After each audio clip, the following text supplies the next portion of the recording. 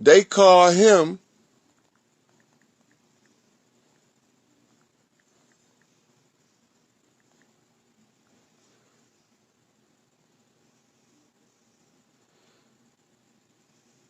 Hiram Abiff.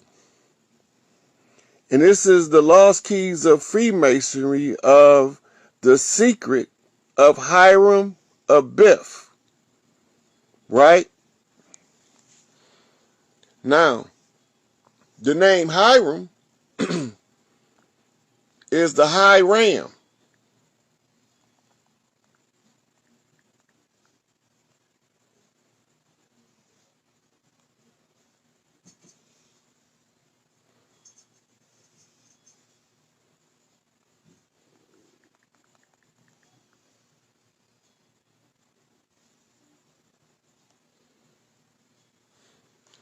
And the high ram is the ram that sits atop the mountain.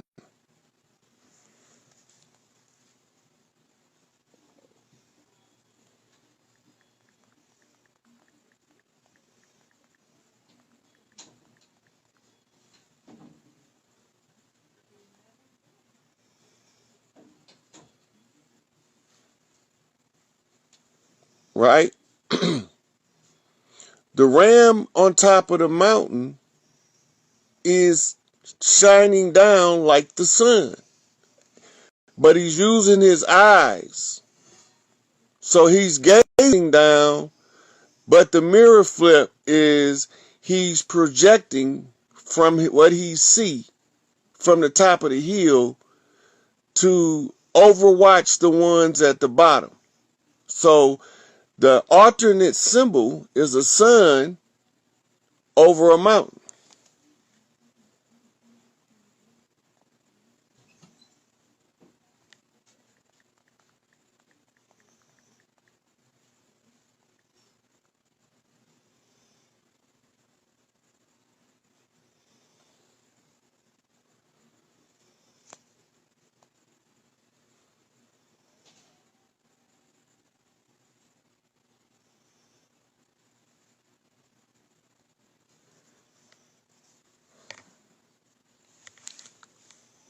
Now the sun rising over the mountain is also used on a crest,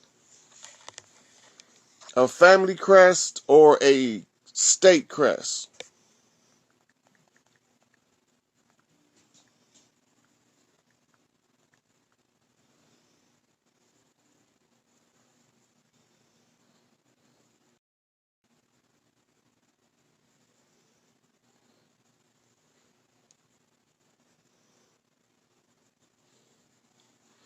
See, now the mountain crest flips the gardens. You see mountain crest gardens, right? What do the gardens got to do with this? Because it's a garden plot.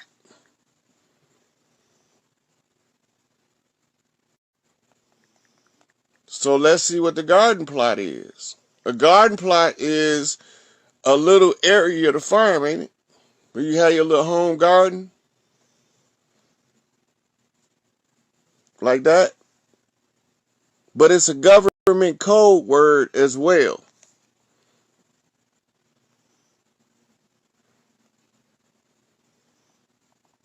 It's called Operation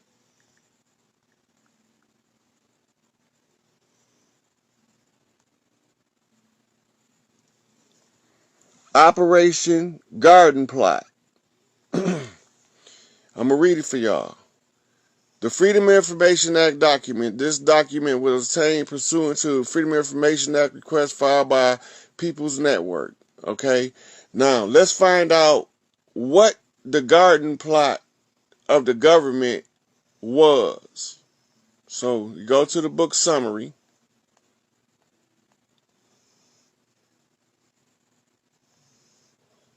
They didn't put a book summary in. Hold on.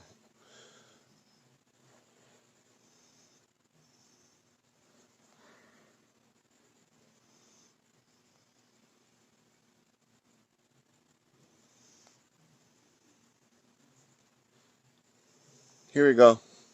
Operation Garden Plot. So Operation Garden Plot is the following information was, okay, so it took little more than 3 years to obtain a full copy of Operation Garden Plot from U.S. government, and was done so under Freedom of Information Act and unclassified documents. The implication within the full context of this document should make the hair on the back of your head stand on end. What the hell is it? It's called the United States Civil Disturbance Plan. And in the document signed by the Secretary of the Army, is hereby assigned as DOD Executive Agent for Civil Disturbance Control Operations under Plan 55-2.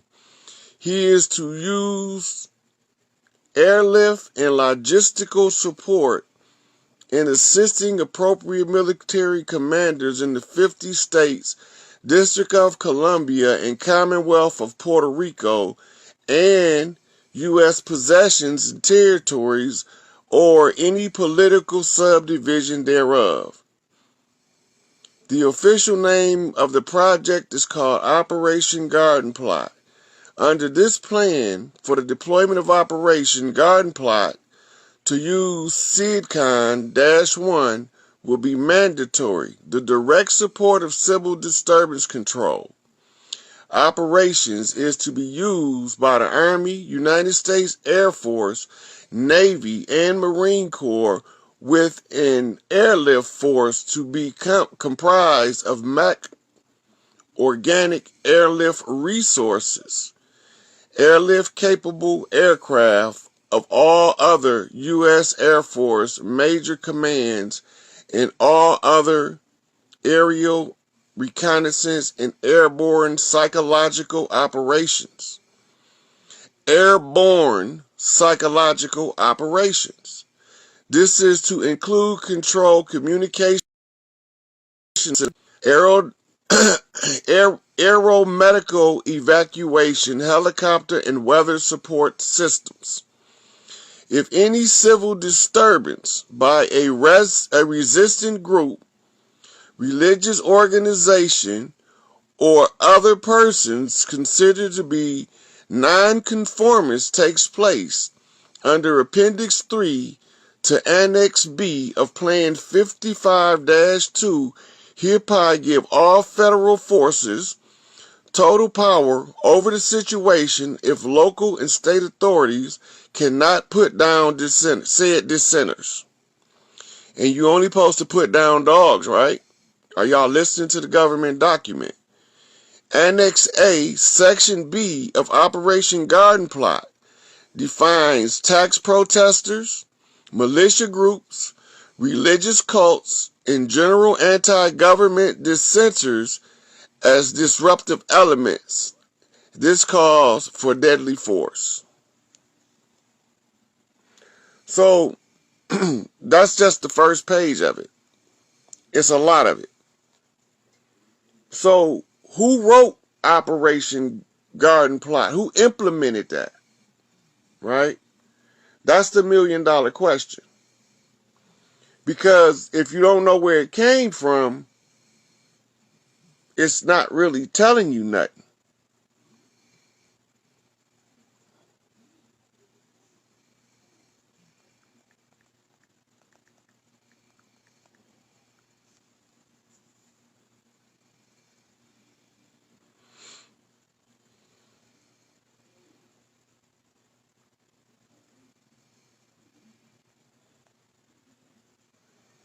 Okay, so say, the Department of Defense Civil Disturbance Plan is a general U.S. Army and National Guard plan to respond to major domestic civil disturbances within the United States. The plan was developed in response to the civil disorders of the 1960s and is now under the control of U.S. Northern Command, NORTHCOM. It provides federal military and law enforcement assistance to local government during times of major civil disturbances. The Garden Plot plan, drafted after the Watts, Newark, and Detroit riots, captures the acrimonious times when the document was drawn up. Now you see, Watts, Newark is New Jersey, Watts is California, and Detroit is Michigan, right? They say the section outlining the Army's perception of the situation in America certainly insinuates an establishment that was afraid of the disenfranchised. The plot warns against racial unrest as well as anti-draft and anti-Vietnam elements. Garden Plot was last acted as Noble Eagle to provide military assistance to civil authorities following September the 11th, 2001 attacks on the United States, which has since been discovered that the Bush and Cheney administration was behind the whole plot. The Pentagon also activated it to restore order during 1992 Los Angeles riots under Homeland Security restructuring. It has been suggested that the similar models be followed. So the only time it's been used is in recent times, and they've been used by government-initiated actions. This is how y'all knew y'all was still at war. Because they still planning war strategies to attack the citizens that they supposed to be working for. They got us thinking that they supposed to work for us while all the time we working for them and don't even know it. Right? So, Operation Garden Plot ties in to a document known as Readiness Exercise 1984. And it's commonly called Rex 84. But I want to go to something specific.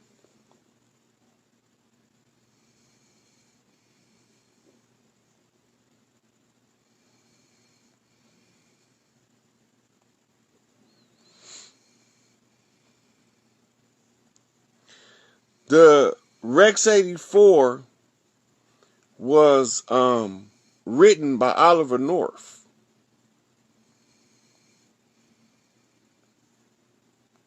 Also known as Lord Alfred's Plan.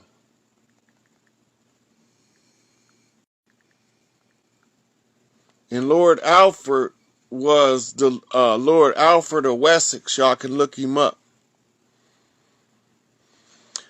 So it's called the King Alfred Plan. It is a fictional CIA-led scheme supporting an international effort to eliminate people of African descent. Invented by author John A. Williams in his novel, The Man Who Cried I Am. Right? But what they didn't tell you is that there was an actual document called Readiness Exercise 1984, was a classified scenario. Classified now. Classified means that the public is not allowed to know. And drill developed by the United States federal government to detain large numbers of United States citizens deemed to be national security threats. In the event that President declared a national emergency. The plan was first revealed in detail in a major daily newspaper by reporter Alfonso Shardy in July the 5th, 1987 edition of the Miami Herald. Remember, the Seminole Wars, they never gave up. Possible reason for such a roundup were reported to be widespread opposition to U.S. military invasion abroad, such as if the United States were to directly invade Central America. To combat what government perceived as subversive activities, the plan also authorized the military to direct ordered movement of civilian populations at state and regional levels, according to Professor Diane Reynolds. Okay, now, the key part here is authorize the military to direct ordered movements of civilian populations. Trail of Tears all over again. If y'all start waking up They're going to put the Trail of Tears all over again. All right? Existence of master military contingency plans, of which Rex 84 was a part, Operation Garden Plot, and a similar, Operation Garden Plot, and a similar earlier exercise called Lantern Spike were originally revealed by journalist Ron Ridenour. So these is actual government operations that's confirmed and cataloged. Transcripts from Iran-Contra hearings in 1987 record the following dialogue between Congressman Jack Brooks, Oliver North's attorney Brendan Sullivan, and Senator Daniel Inouye, the Democratic chair of the Joint Senate House Committee. Congressman Jack Brooks asks Colonel North, in your work at the NSC, were you not assigned at one time to work on plans for the continuity of government in the event of major disasters? And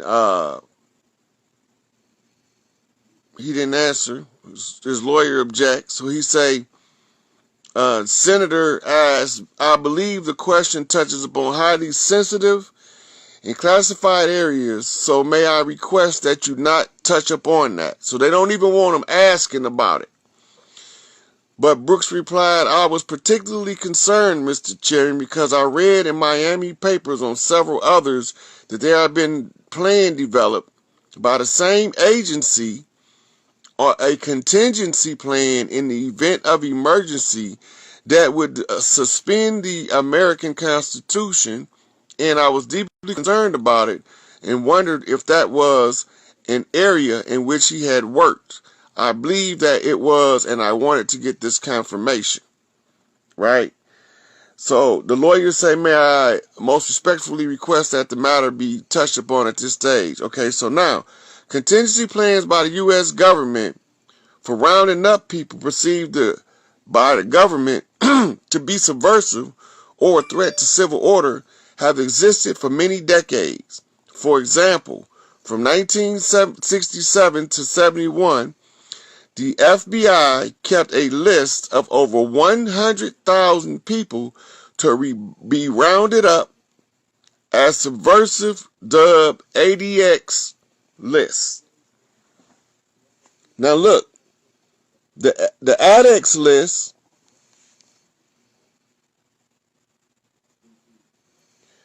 is called the FBI Indexes or Index List, was a system used to track American citizens and other people by the Federal Bureau of Investigations before the adoption of computerized databases. The index list was originally made of paper index card, first compiled by J. Edgar Hoover at Bureau of Investigations before he was appointed director of the FBI. The index list was used to track U.S. citizens and others believed by the FBI to be dangerous to national security, and was subdivided into various divisions which generally were rated based on different class of danger the subject was thought to represent. There is no indication the FBI stopped adding names onto its index list before September 11, 2001. Okay, so now, this they was working on this since 67, right? Which brings us to Larry Hoover, right?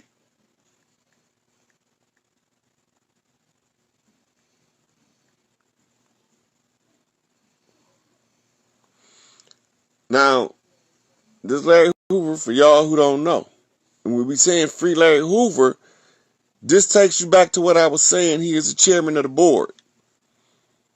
Larry is a spokesman.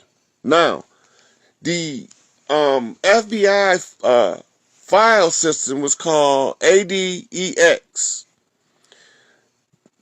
Look at the name of the place that they was holding him. The E is missing, right? It's an ADX, Colorado. This how you know that that was part of the COINTELPRO operations. We already went over that, right? So let's go to when he first got locked up. On the evening of February 26, 1973, William Pookie Young, a 19-year-old neighborhood drug dealer, was abducted and later shot to death in an alley near 68th Street and Union Avenue in Chicago's Inglewood neighborhood.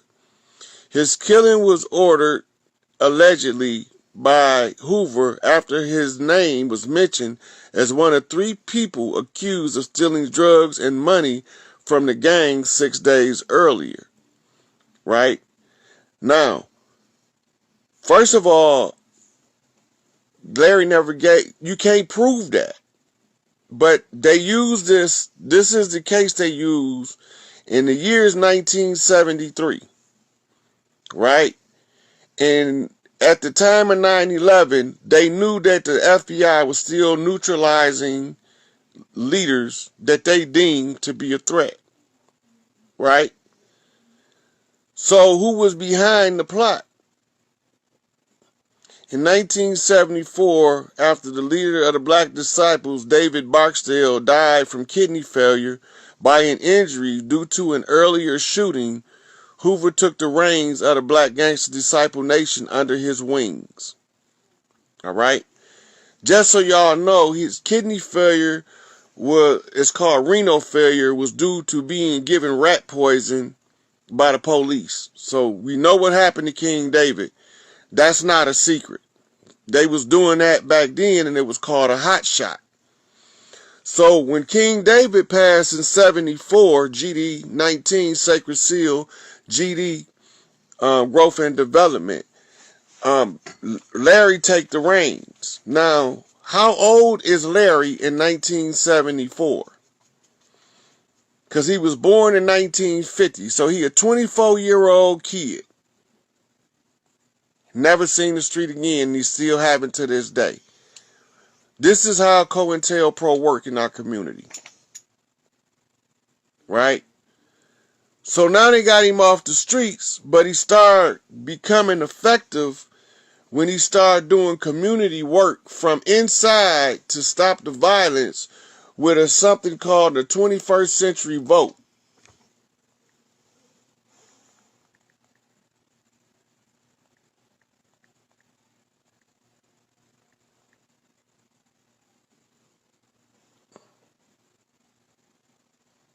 The wrong thing. I'm thinking I'm over here.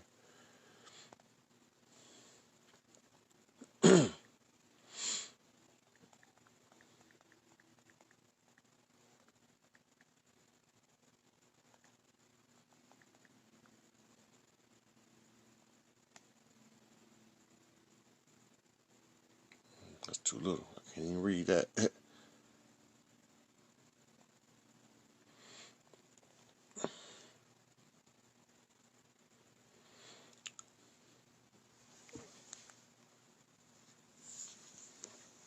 Notice what it say. 21st Century Vote giving gangs tastes of real power. Right?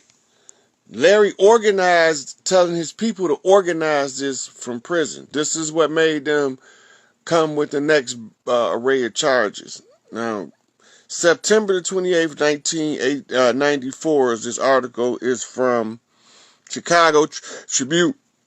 It say, Brown, known outside a few Southside neighborhoods a mere 18 months ago, political group called 21st Century Vote has made good this year on its goal of foraging gang members into a political force in the city.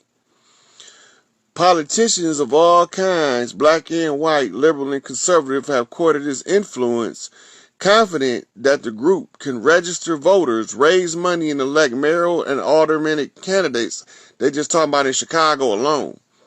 Like the best ward organizations from the city's past, the group has embraced the classic strategies of providing jobs and community services such as neighborhood cleanup.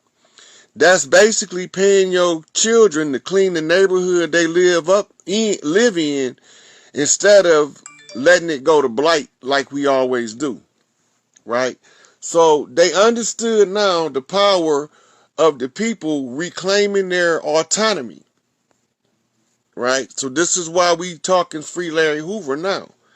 This very reason, because when he was organized in 21st Century Revolt, Vice Lords, Stones, and GDs and BDs was all working together to raise that shit together, right? And at the same time, they was taking another brother off the streets of Chicago, and we wasn't watching diligently our leadership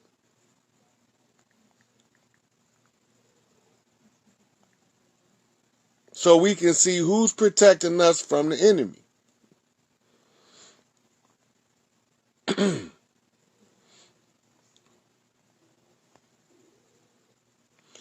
Jeff Fort, also known as Abdul Malik Kabah, is an American gangster and former gang leader from Chicago. Ain't that how they paint him? While they doing all the gangster shit though. Watch this. Fort co-founded the Black Peakstone Gang and is the founder of his El Rookin faction.